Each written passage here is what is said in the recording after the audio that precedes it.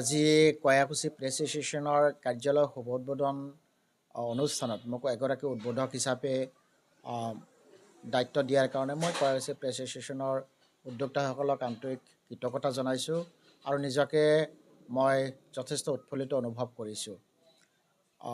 Kayakuchi press association কেতিয়াবাই গঠন হৈছে, 2020 চনতে গঠন হৈছে আৰু এই এছ'চিয়েশ্যনৰ লগত জড়িত যিসকল কৰ্মকৰ্তা আছে, সাংবাদিক বন্ধুসকল আছে, তেওঁলোকে সমাজৰ কাৰণে যথেষ্ট পৰিমাণে কাম কৰি আছে। এই হিচাপতে তেখেতসকলক, বিশেষকৈ সংবাদ সেৱীসকলক মই আন্তৰিক কৃতজ্ঞতা জনাইছোঁ। আৰু এখন কাৰ্যালয় বা নিজৰ ঠাই এখন হোৱা মানে নিজৰ মানে ইয়াৰ চিন্তা চেতনাৰ বিকাশ হোৱা। গছৰ শিপাডাল যিমান গভীৰ হ'ব তাৰ শক্তি সিমানেই বাঢ়িব। ঠিক তেনেকুৱা এই অনুষ্ঠানৰ বা কয়াকুছি প্ৰেছ এছ'চিয়েশ্যনৰ কাৰ্যালয়টো আজি ইয়াতে উদ্বোধন হ'ল। ইয়াত জড়িত সংবাদ সেৱকসকলে তেওঁলোকৰ নিজে শক্তিশালী হিচাপে তেওঁলোকে সেৱা আগবঢ়াব পাৰিব আৰু সত্যনিষ্ঠ আৰু সত্যৰ পক্ষত থিয় হৈ পেলাই সাংবাদিক বন্ধুসকলে যাতে সমাজৰ হিতাৰ্থে যিসমূহ সমাজ কল্যাণমূলক কাম যাতে তেওঁলোকে কৰে বা তেওঁলোকে তেনেকুৱা ধৰণৰ সংবাদ সেৱা যাতে আগবঢ়ায়, সেইখিনি তেখেতসকলক আহ্বান জনাইছোঁ। লগতে আৰু এটা কথা আহ্বান জনাওঁ যে শব্দ বা যিখিনি লিখনিখিনি শুদ্ধতা আৰু তথ্যৰ নিৰ্ভৰযোগ্যতা আৰু নৈতিক আদৰ্শ, এই তিনিটা স্তম্ভৰ আধাৰত থিয় হৈ পেলাই যাতে সংবাদ সেৱীসকলে সংবাদ পৰিৱেশন কৰে আৰু তেতিয়াই সংবাদ দাতাসকলৰ যি কৰ্ম, সেই কৰ্ম গতিশীল হ'ব। সেইখিনি তেখেতসকলক আহ্বান জনাইছোঁ।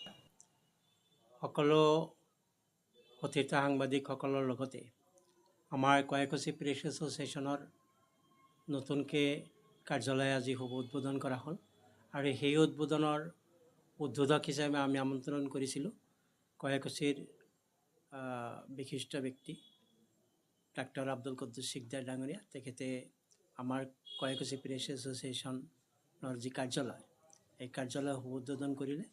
গতিকে এই কাৰ্যসূচীত তেখেতে অংশগ্ৰহণ কৰাৰ কাৰণে তেখেতক আমি আন্তৰিক অভিনন্দন আৰু ধন্যবাদ জ্ঞাপন কৰিছোঁ।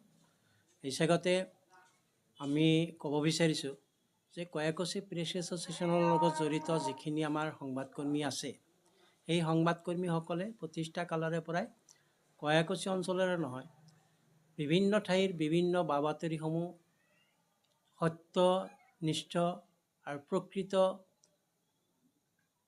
শক্তিৰ আধাৰত তেওঁলোকে প্ৰকাশ কৰি আহিছে।